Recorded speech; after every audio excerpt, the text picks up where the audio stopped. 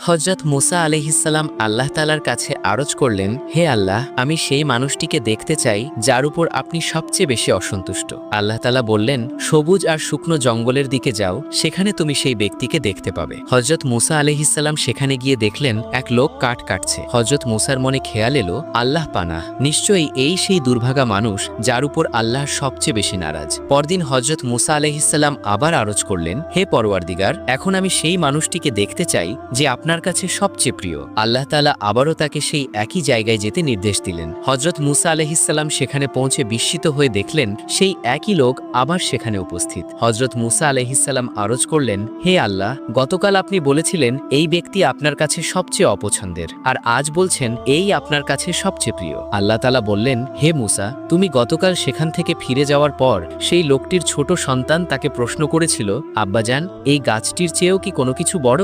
সে উত্তর দিয়েছিল,